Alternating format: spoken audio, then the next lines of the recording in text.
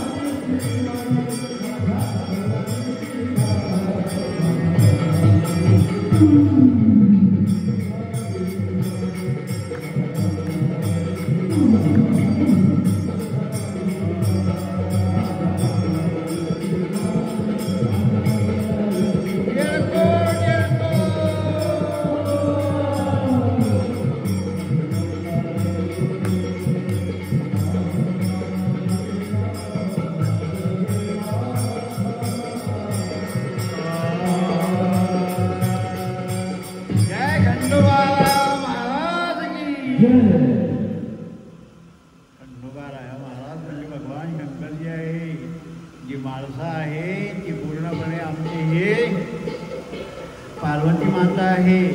आणि त्यांची जी भानू नावाची पत्नी आहे दुसरी, ती इंद्रपत्नी आहे. इंद्र मुलगी जयंती. इंद्राला 6 मुली होत्या.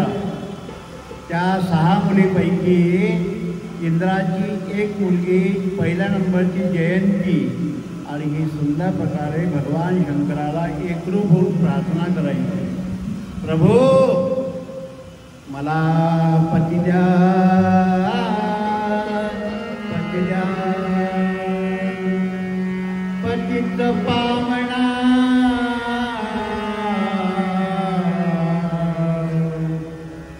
पती रघुपती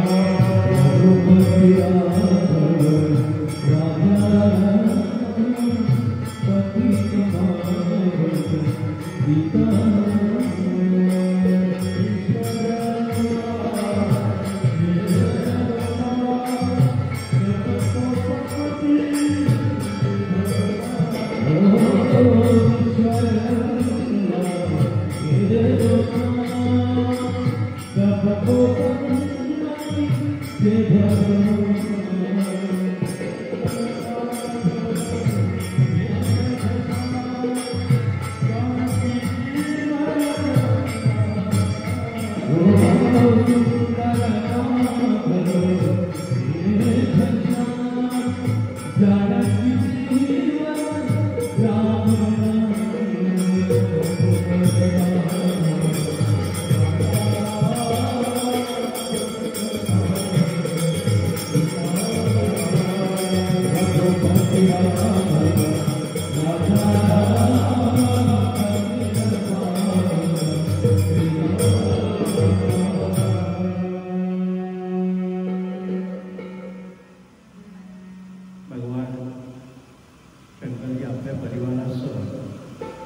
अयोध्येला पण आलेले होते रामाचं दर्शन घेण्याकरता.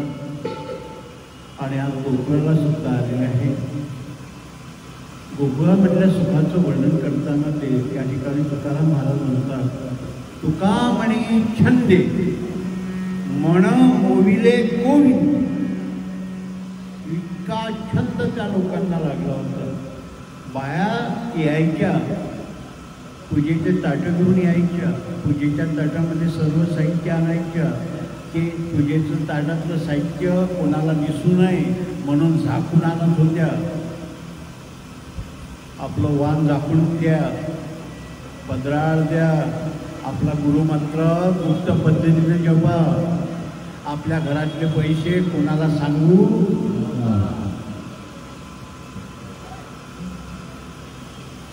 पैसे कोणाला सांगतो का आपण? मंत्र का सांगायचं? मग आपल्या तिजोरीमध्ये जेवढे पैसे आहेत ते सर्व आपण तिजोरी दाखवतो पाहुण्याला, पण पैसे नाही दाखवत पाहुणे. तसा आपलं शरीर, आपला भाव, आपलं प्रेम सर्वांना दाखवावं. पण गुरुना दिलेला गुप्त मंत्र आपण आपला जपावा. कदाचित तुमचा मंत्र तुम्ही उघडा जपला तर आमच्यासारख्याला पटणार नाही तुमच्या गुरुचा मंत्र. मग त्या ठिकाणी तुम्हाला न पटल्यामुळे वाद येईल, भांडण होतील आणि ही द्वेष मत्सर तयार. त्यापेक्षा गुप्त पद्धती भगवान कृष्ण परमात्माच्या हा मंदिरामध्ये आल्यानंतर त्या ठिकाणी मथुरेला गोकुळाला त्यावेळेला हा भगवान शंकराचं स्वागत झालं. आणि भगवान शंकराने कृष्ण परमात्माला पाहण्याचे प्रयत्न केले. पुष्कळ मोठी कथा आहे. आता महाराज तुम्हाला भागवतामधून गोवर्धन पूजेपर्यंत कथा सांगणार आहे. फक्त मला शंकरजी शिवपुराणामधून या ठिकाणी आणायचे होते. शिवपुराणामध्ये एवढाच कथा भाग आहे कृष्ण परमात्मा. आणि म्हणून कृष्ण परमात्माने ही लहान वयामध्येच वयाच्या 5व्या वर्षी गोवर्धनाची पूजा केली. भगवान शंकराची पूजा करायची. रोज आशीश्वर नावाचं लिंग स्थापन केलं. आपल्या गोकुळामध्ये आशीर्वाद घेत होते. सकाळी उठून आंघोळ करून त्या ठिकाणी प्रार्थना करत होते. शंकरजीला हा नमस्कार करत होते. त्या शंकरजीचं नाव आहे. पिंड स्थापन झाल्यानंतर तिथे आशीश्वर भगवान म्हणून म्हणतात. आणि म्हणून सर्वांनी एकदा भजन करूया आणि ही आपण या सेवेला या ठिकाणी स्थिर करूया. आणि